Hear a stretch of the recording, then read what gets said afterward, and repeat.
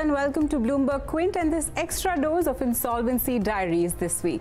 The one-year-long battle of Jaypee Infra homebuyers has come to an end. The Supreme Court has directed the insolvency process to start afresh, which means the homebuyers will be able to participate in the resolution process as financial creditors, thanks to the recent amendment to the Insolvency and Bankruptcy Code. But before we come to the implications, Vishwanath Nair is standing by with the details of the Supreme Court order. Thank you for that, Payaswini. Now let's try and understand what exactly the Supreme Court is saying about the Jaypee Infra insolvency case. Let's take the initial part of the order points out that the 180-day insolvency period, the corporate insolvency period, that will begin on the 9th of August. Now, remember that this is the Supreme Court essentially resetting the clock on the insolvency proceedings, which actually began last year.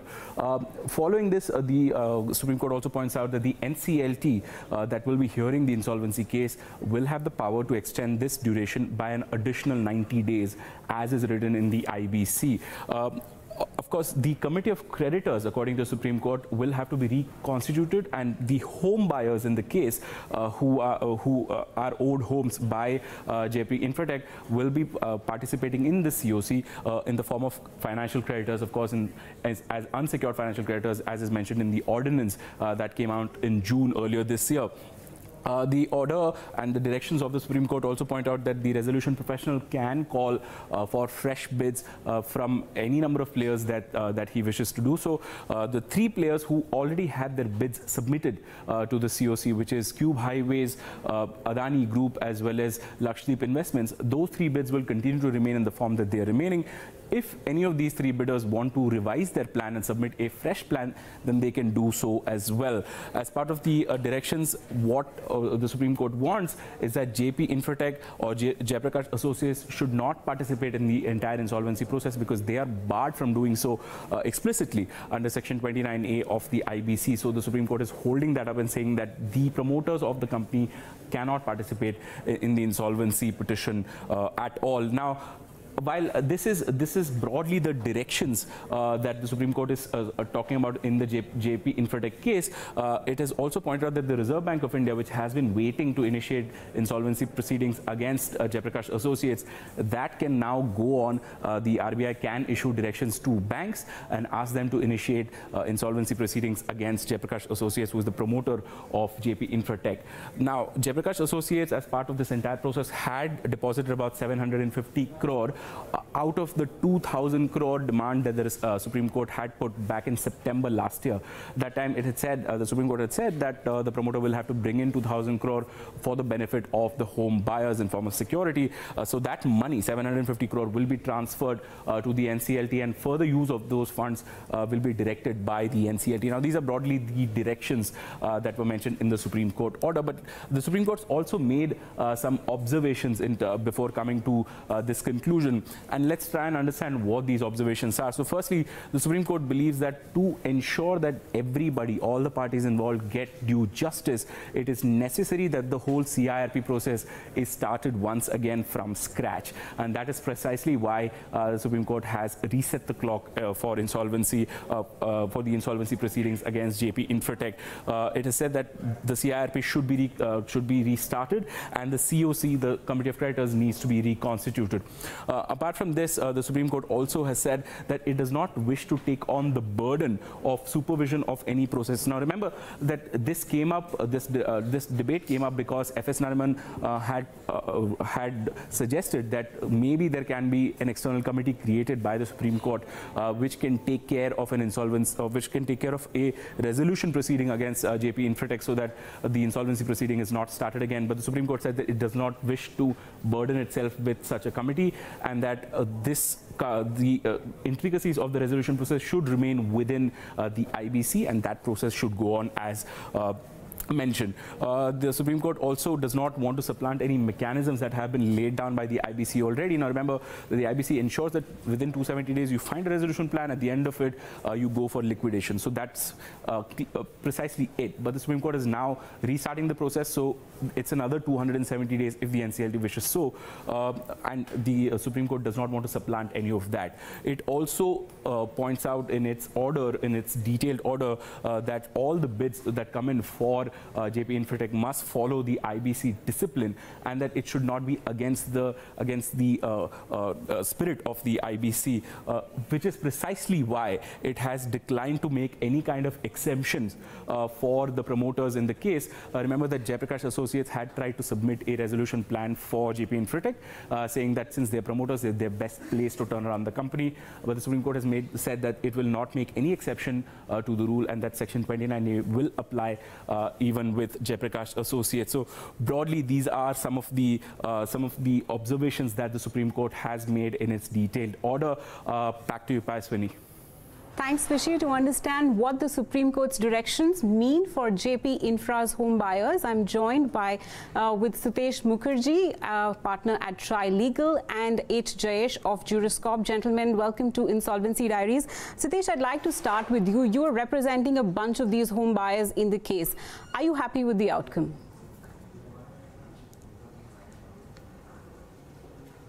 So, this judgment has tremendous consequences, according to me, for the IBC process, and very, very positive ones. I'm not going to start by reacting as a lawyer for one set of home buyers, but I'm going to talk more about from the point of view of a practicing lawyer. This judgment has given the muscle and the heft that the IBC required. We always spoke that the IBC is a complete code. This judgment has established that beyond reproach. There were lots of pressures, naturally, because of the large number of members of the public being involved in this case. But the Supreme Court has clearly stated that it is going to defer to the statutory process that is contemplated under the IBC. It is not going to exercise its equitable jurisdiction to interfere with the resolution of a bankruptcy process which has been envisaged under the IBC. So I think from a point of view of approach of the Supreme Court to the IBC, it has laid down some very strong guidelines that court should not unnecessarily interfere with the process, and it should be a market-driven process where the decisions are taken on a commercial basis. Sure. Having said that, I think it is also pretty positive for the home buyers, because it has left open the question as to whether home buyers are secured creditors or unsecured creditors. The home buyers will be able to agitate that issue. It has allowed the process to start again, even though when the process originally began, the home buyers were not recognized as financial creditors. It has taken into account subsequent amendment in the Act and allowed the process to start again with the home buyers being a part of the financial creditors and having representation in the COC. Okay, sure. Okay, Jayesh, do you agree with Sitesh, and do you believe the insolvency process starting afresh is in the best interest of the home buyers and also the other stakeholders in the process? Well, before I react to that question of yours, I would like to read out something from the judgment. Sure. We must particularly be careful not to supplant the mechanisms which have been laid down in the IBC by substituting them with a mechanism under judicial directions. Such a course of action would, in our view, not be consistent with the need to ensure complete justice under Article 142 under the regime of law. So it's a very forceful statement which the Supreme Court is making, and I would say this is not just an observation, and this is something which I think will end up circumscribing, when NCLT and NCLAT, for the matter, is called upon to interpret the amended provisions of the IBC and apply to the given facts of the case, that, okay, let's stick to the mechanism laid down by the Parliament and let's not come up with our own judicial directions. And why I'm raising this at the cost of digressing is this entire computation of 180 plus 90 days has been whittled down significantly by NCLTs and the appellate tribunal by saying that, okay, we can carve out period spent in appeals and blah, blah, all of that. The order at hand is a sort of, sui generis in that sense, unique by itself, and I'm not comparing the two situations. But while the Supreme Court has in a way deviated from the law by saying that given the circumstances, we think the period clock should start afresh, and people may have views on that, and I'm not commenting on that. They have at the same time made it very clear that we should not be substituting mechanism under judicial directions with that laid down in the statute. So that is for me a big takeaway. Now, whether the order is really in the best interest of the the real estate purchasers, I still would reserve judgment, and I'll just point a few gaps.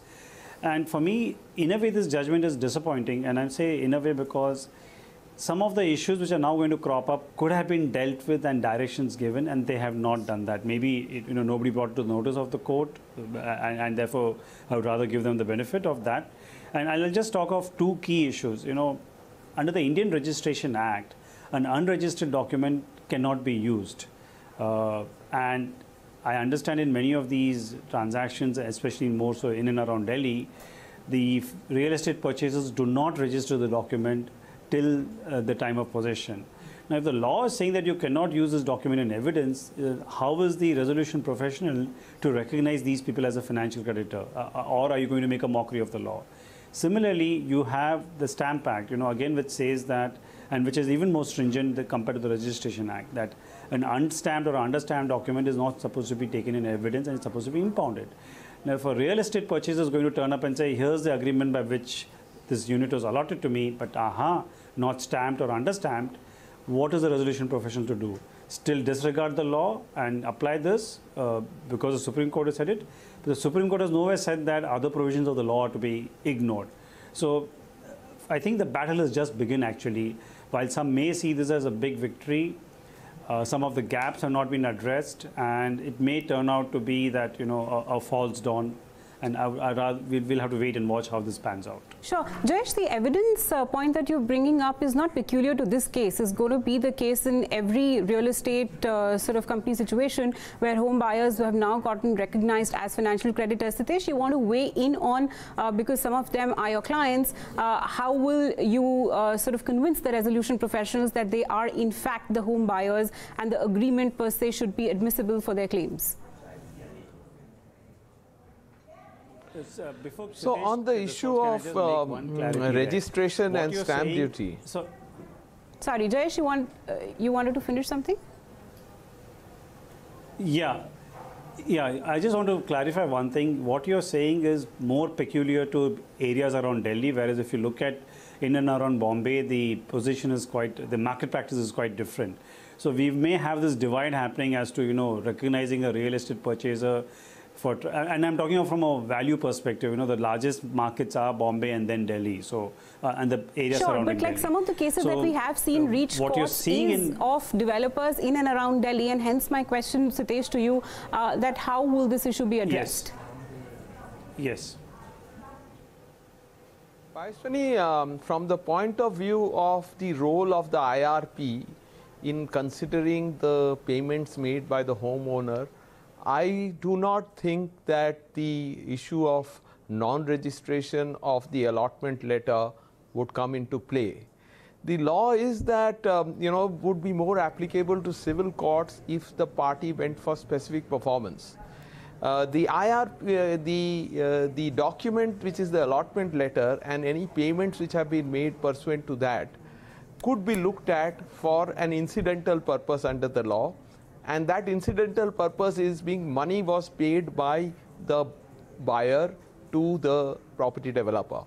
And that is all that the IRP needs to see, that there is evidence that money was paid. And once money is paid, the law now recognizes that payment made to the property developer as a financial debt. Okay, so once it is recognized as a financial debt, the person who has made the payment automatically finds a place in the COC. So I don't think the issue of registration or stamp duty would come in the way of the recognition of financial debt. It may have consequences in suits for specific performance in civil court. In fact, it never came in the way of the National Commission or other consumer bodies implementing the allotment letter which the property developer had issued. So I don't think that would be an issue here. Okay, cool. So it might be a challenge, it might not be. We'll know as the process progresses. Sitesh, let's try and understand how will this process play out from here on. Can you weigh in on how the home buyers will be represented on the COC? Will there be project-wise representation on the COC, or all of them will have to select one representative on the committee of creditors? So the board can actually appoint representatives on behalf of the home buyers. Now, all of Jaypee's home buyers would be part of the body of financial creditors. However, whether the representatives will be appointed project-wise or for the entire body of home buyers, that the board would be capable of taking a call and accordingly deciding the number of representatives it wants to have in the committee of creditors on behalf of home buyers. The number of representatives are actually not determinant of the quantum of the voting power of the home buyers. That would be decided on the basis of the total debt that the home buyers would be owed on the basis of the contribution compared to other financial creditors. The representatives would be necessary for the orderly representation. Yeah. So I'm not talking about the voting capacity as yet. What I'm trying to would be necessary. Yes, yes, I know. I wanted to make that point now. Sure. That the representation is necessary for the orderly conduct of the COC. And therefore, it would be better, in my view, if these representatives were chosen project-wise and not for the entire community of home buyers in respect of a project like Jaypee, which I know has at least 4 or 5 different projects running. Okay, we do have a comment from a viewer who says, as a home buyer, it is very frustrating to not get closure. Jaypee has cheated buyers. I continue to pay taxes, EMI, rent. I have no hope of getting my flat. So looks like the buyers, at least one of them, is not really happy with the outcome. Jayesh, let me come to you with this. The Supreme Court order notes that only 8% of the home buyers have opted for refunds, while 92% of them wanted possession of the flats they were promised. Now, this may change. Process-wise, how will this get communicated to the person who will represent home buyers on the creditors committee, and do you see any challenges there? So, the rules amended by the IBBI make it clear that the resolution professional acting in this matter will identify 3 resolution professionals, and the home buyer or the real estate purchaser gets to choose which one of the 3 he wants to represent him. Now, when it comes to voting, obviously, he will tell exactly how to vote, and the resolution professionals so authorized will have to vote accordingly. But the real action happens in the COC meetings, where a lot of deliberations and decisions, pre-decision, discussions, and sort of, how do I say, influencing the calls to be taken get decided upon, which is where these 3 resolution professionals will end up playing a key role. So while they will be, directed how to vote, they will be pretty much on their own as to, which way to jump in on the deliberations going on. For example, whether to completely invite de novo bids, or we allow the current people to revise the bids and, and whatever else decisions get taken, because a lot of decisions get taken on the COC which has a material impact on the nature of the bids to be called for, the manner in which the bids will be evaluated, and so on. So this is something which a lot of home buyers are now going to suddenly realize, while they won this battle, they don't get to really be on the COC, and somebody who's in a way thrust upon them, out of the 3, they get to choose one. So it's not really much of a choice they get to make, but that's one aspect. The other, as you mentioned, that 8% wanted refund, and this is an interesting point. The court, sort of nearly getting convinced that, okay, maybe we should allow 750 crores, which has been deposited, to be withdrawn, stopped its hand. And I think that's a big plus in this judgment, because in the court emphatically said that we don't want to change the contours of the law, while, yes, from a equitable perspective and more, it may appear that we should allow those who want their refund to get the money, because they are also a financial creditor, and there are other sets of financial creditors, and that has to be as per the law then. So as to how the process will follow, we will have a lot of gaps still which will get slowly filled up and as the process gets amended. And maybe Jaypee Infra may not be the best case to come up with the best practices. I think a few more other matters where the body of real estate purchases is say smaller in number, which may end up lending itself to a better process getting evolved, and we have to wait and watch. Sure. Okay, and they've also said this because they didn't want to, upset the credit hierarchy, because they've said that the secured creditors are also, and their stakes are also involved in it. But this is not the only challenge. Most of these home buyers, Sitesh, would have taken home loans. Will they have to involve the lenders of these home loans as part of the voting process?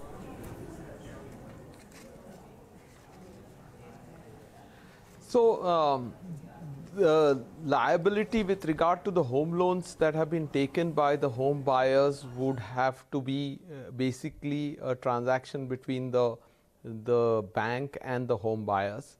And I do not think that as a result of the fact that there may be lenders who are creditors to the home buyer's decision on how to deal with their debt can be affected by these lenders. That would be the answer to your question. Okay, I'm not sure I fully understood this, but let me get Jayesh's views here. The insolvency process, Jayesh, almost always involves a haircut. Will these lenders who have given these home loans have to share this haircut with the home buyers, or can they say, like Sitesh said, that my agreement is with you, the home buyer, so I don't care about your loss, I want full recovery? So there are quite a few points to be made here. One, there's already one judgment of NCLT where home purchasers tried to move the IBC against the builder, and it got rejected because he had actually subrogated all his rights to the home loan lender. And the NCLT accepted the argument that because he subrogated all his rights to the home loan lender, therefore he doesn't have the right to invoke this. Little bizarre analysis, but it's an interesting proposition. And then you have these, the subvention scheme, that 595 or 1585, where you only pay 5% and the bank pays directly to the builder. And then when you get possession, your EMI start and all of that. So all of these will complicate this position. And I wouldn't be surprised if the outcome is that while the haircut has to be applied in a home buyer's perspective, how do you apply a haircut? Either you say instead of 1,000 square feet, you'll get an 800 square feet flat. If the construction is not in an advanced stage and you can redo the plans and all of that, which are a lot of variables, or you say, okay, you bought 1,000 square feet at say 7,000 rupees a square feet, but now we'll charge you 8,500, which is in a way a reverse way of applying a haircut. These are the two ways a home buyer can suffer an haircut. Now, if either of the way a haircut is applied on a home buyer, does the lender have to bear that? Answer is no, because that's a independent contract. Yes, sympathies with the home buyer that he's getting sandwiched, but to then transmit the loss of the home buyer to a home loan lender, I think is worse than robbing Peter to pay Paul. So, Sitesh, how are we going to sort of navigate all these issues, because it's an independent contract between the home loan lender and the home buyer, and here the home buyer is taking decisions that may involve a haircut and a loss. How are you going to navigate all of this? So I think if we start from the point, as I was saying, that these are two independent contracts, and the liability of the home buyer towards his bank is different from his exposure to the builder. These are two independent contracts. The right that the home buyer has in the COC as a financial creditor is on account of the money that he has paid to the developer. Now that developer therefore has to meet with its obligations towards the home buyer, and the home buyer has to independently meet its obligations to the bank. I don't think the fact that the home buyer takes a haircut would allow him to claim some kind of a concession from the bank under the law. Now, having said that, if you look at the process the way it is going to happen, in case of real estate insolvencies, basically the first move would be to see if the project can be completed, and that would be the maximum area of effort for everybody. If the project can be completed and there is some resolution applicant who comes up with a proposal that that allows the project to be completed, then he could ask for concessions or additional funding. He could ask for concessions from the government in the form of additional FAR or certain remissions in the payments towards the statutory authorities, or he could ask for the home buyers to put in more funds to complete the project. Now, that's the point where decisions have to be taken as to whether the home buyers will be willing to put in more funds, whether the statutory authorities and the government will be willing to forego some of their dues. And I think the best place for this is the COC, because the lenders are also there, the statutory authorities may be represented in some form as creditors, and the home buyers will also be there. So I think for a comprehensive resolution plan, as the Supreme Court has rightly observed in this judgment, we should leave it to the market-based commercial mechanism to decide ultimately how this is going to go. In the process, there is no doubt that the courts and the government will try to ensure to the maximum that the interests of the home buyers are protected. That is their role. But the thing that was undesirable and which the Supreme Court judgment has clearly negated is that the matter should start with a PIL in the Supreme Court. The matter should go on through the resolution process that is prescribed in the IBC. There will be issues that will come up before the courts, legal issues, some of which we have raised.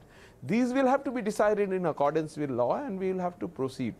Now, we have it is an attractive and easy solution to say that the home buyers should be, the Supreme Court should have found some shortcut method to get somebody to do the job and complete the homes and hand it over. But that's not a process. That would be an ad hoc process. That would not be the process that would be in accordance with the law. If the government wants to help the home buyer, it is of course welcome to appoint an agency to take up the entire obligation and complete the project and fund the project for the balance amount, provide concessions to the project. That is government's role. That's not court's role. No, sure, I get your point that it's not the Supreme Court's. It's not the it's not upon the Supreme Court to find solutions for peculiar cases like this, because then it would be called upon to do so for other cases as well. But surely it doesn't sound like that it's a resounding victory for home buyers, because surely there are challenges ahead. It also undermines the process of statutory bodies, including high courts sometimes in many cases. But coming to this case specifically, I think the victory has been for the home buyers. The fact that the Supreme Court entertained this public interest litigation opened the doors for the discussion on what is the status of home buyers. Eventually, they have been recognized by the law as financial creditors. And I think the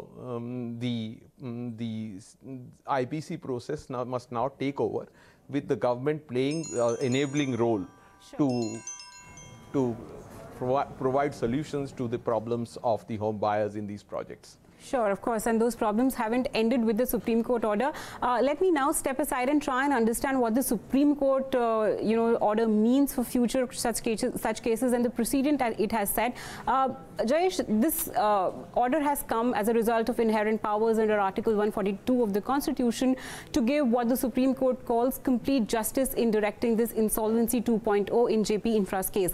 What is the precedent that the Apex Court has set for similar cases? So one question which arose in my mind when I was reading this is that can the NCLTs or the NCLAT do a similar reset? Again, because the law got amended after the petition was filed or CIRP commenced and so on? Or are we clear that this is something which only the Supreme Court can do under Article 142? I think it's a latter, and I think the NCLTs and the NCLAT should resist completely from the temptation of wanting to do what the Supreme Court has done, and it's better for the system. That is what happens. The other is, there's another matter which is nothing to do with real estate but the power sector, which is an interesting battle going on. the RBI 12th February circular, which comes, has a deadline of 31st August, after which otherwise the banks have to start CIRP against those power companies. And there is a writ petition pending before the Allahabad High Court where interim stay has been granted. And RBI moved to the Supreme Court saying that this should vacate the stay and all of that. But Supreme Court has said, well, the Allahabad proceedings are at a mature stage, let that be, proceeded with. So it will be interesting to watch, what the Supreme Court has said in Jaypee Infra, whether to what extent the Allahabad High Court will be guided by that. And I'll just read out one particular passage from this. RBI has carried out this exercise as a matter of economic policy in its capacity as a prime banking institution in the country, entrusted with a supervisory role and the power to issue binding directions. The position of the RBI as an expert regulatory body, particularly in matters of economic and financial policy, has been reiterated in several decisions of this court. It's a very strong reiteration the Supreme Court has made. To know what extent this impacts, this power sector battle which is going on, or for that matter, this entire Project Sashakt and the intercreditor agreement which the banks are voluntarily talking of, and AMC and all of that, it'll be quite interesting. Now, that's the another aspect. The third is, if you look at the way this matter has evolved, in the beginning it looked as if Supreme Court was not really giving regard to the IBC and wanted to step in and do justice and all of that. I think somewhere as time went by and as submissions got made, it appears to me, I mean, I've not been present in the court for any of the proceedings, but it appears from this order that somewhere Supreme Court has been very clear that we have to stay our hands while there is a great temptation to do justice in the immediate matter at hand. The precedentary value that creates, and therefore the havoc it can create on the otherwise application of law, is a counterbalance to be kept in mind, and accordingly we temper ourselves. I think that's what has driven the Supreme Court to take the balanced approach which it has in this order, and hopefully that is something the other forums will keep in mind and when they're dealing with this. Yes, there is always this, I would say equitable if not emotional challenge of the person in front of you is somebody who's weaker, smaller or distraught or whatnot, and it's such a gross case of injustice and all of that. And if you start making exceptions, then where do you draw the line, and exceptions become the norm and not an exception to the law then. So that's where the balancing act is, I still think, not completely over. I think in another 6 months we'll have a few more such pronouncements which will give us greater clarity as to how this will end up panning there. Sure, Jayesh, not giving into the temptation of doing this equitable justice or emotional justice. May come in? Yes, please, very quickly, Sitesh. Yes, Payaswini, if you recall, several times in the past, particularly when the Act started working, we had spoken and I said that this will succeed only if the courts refrain from the temptation of interfering too much, because the timelines are very strict. The process has a commercial basis. Things may change, if they drag on in court. I think it's the Supreme Court has recognized the spirit of the IBC as a complete court for working out bankruptcy process in the country. It has given primacy to institutions who are involved in the process, including the RBI. It has severely curtailed its inclination to interfere, even in the face of a tremendous, equitable considerations. Sure. And I think it is long-term positive for the IBC process in the country. Right. And I am sure that Supreme Court will interfere in equitable manner at the right time as the process evolves through the institutions below it, to make sure that the home buyers also do not fall behind in getting their justice. All right, Sitesh, Jayesh, completely run out of time here on this show. While it's great for the process, for the sanctity of the process, that the Supreme Court has not given into the temptation, but it doesn't sound like that the challenges of the home buyers are anywhere close to end. Jayesh, Sitesh, thanks very much for joining us on this edition of Insolvency Diaries, and thank you so much for watching.